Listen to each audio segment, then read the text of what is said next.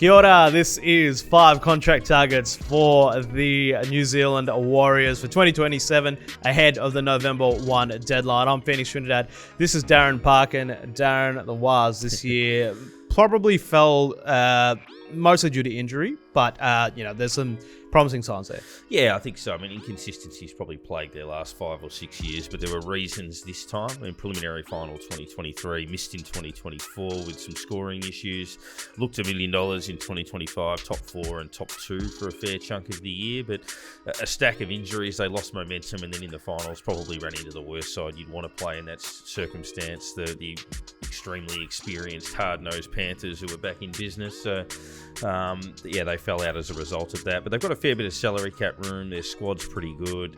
I think they equalled the club record for the most wins in a row outside of New Zealand, so they can travel. There's a bit to work with there. Yeah, so a lot to look forward to in 2027, including some new signings. But before we get into that, just remember that this video is brought to you by ZeroTackle.com. Not only is it Australia's #1 independent NRL news source, it also has games. So test your footy knowledge with NRL Streaker or NRL Name Scramble at ZeroTackle.com. Also subscribe to the YouTube channel if you haven't already. We have plenty of NRL content coming out, including over the off season. Now, with all that out of the way, quite a mouthful, let's take a look at 5 November 1 contract targets for the Waz.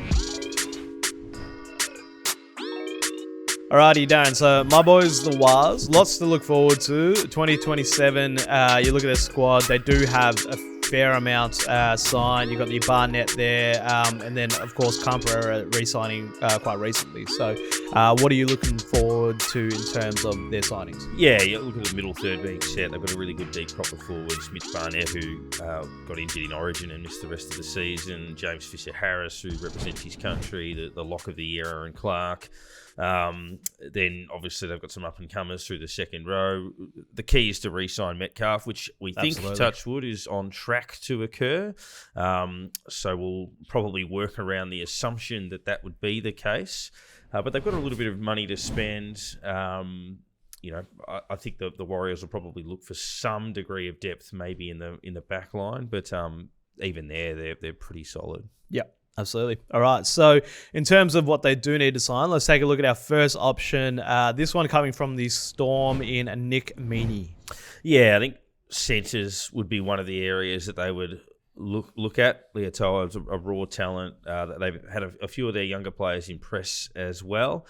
But Nick Meaney, one of those potentially gettable players out of that Melbourne Storm lineup, a bit of a Mr. Fix-It we've seen similar with Wishart and those sorts of guys at the Storm over the last couple of years. So, the fact that he can also play at fullback or in other roles as well gives them a little bit of depth, given some of the injury concerns that we know they possess. So, I would expect he'll be on the radar of a number of clubs, and I think the Warriors will be fairly appealing. Yep, absolutely. And someone you just mentioned there again, our option number 2 is Tyran Wishart from the Melbourne Storm. I think he just wants to find a club where he can start.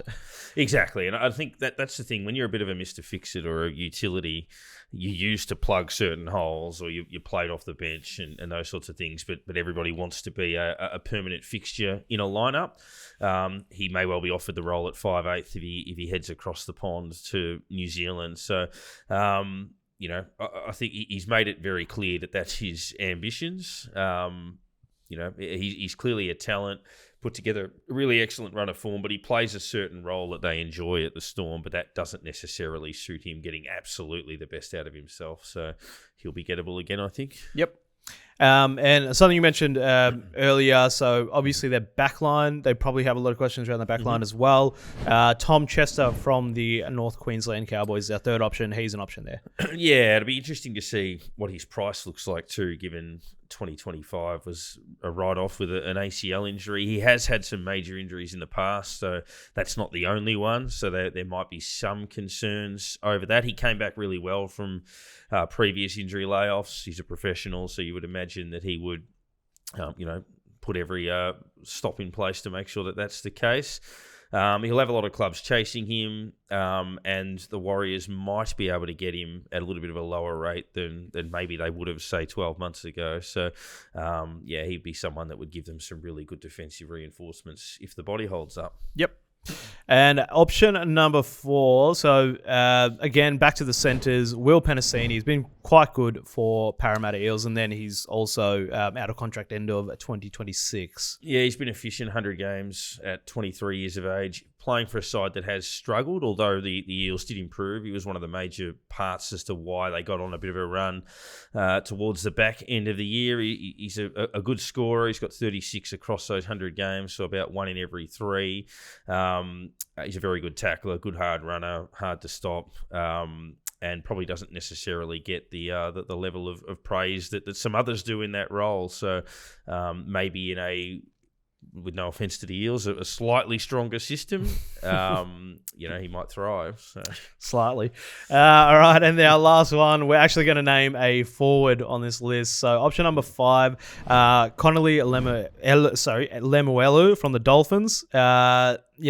Their middle third, as mentioned, probably one of the best in the competition. So that's not what we're looking at the forwards. Yeah, absolutely. So looking at some of those reinforcements around the edges, Morgan Gannon comes across from the Super League, but time will tell whether that works out for them. Kurt Capewell probably got a year left in his career. So, it could be a really good option to fill the void if one of those doesn't work and they lose the other one. Yep. Absolutely. All right. Thank you, Darren. Those are our 5 contract options for the Warriors. Let us know in the comments what you think. Subscribe to the YouTube channel if you haven't already, and we'll catch you on the next one.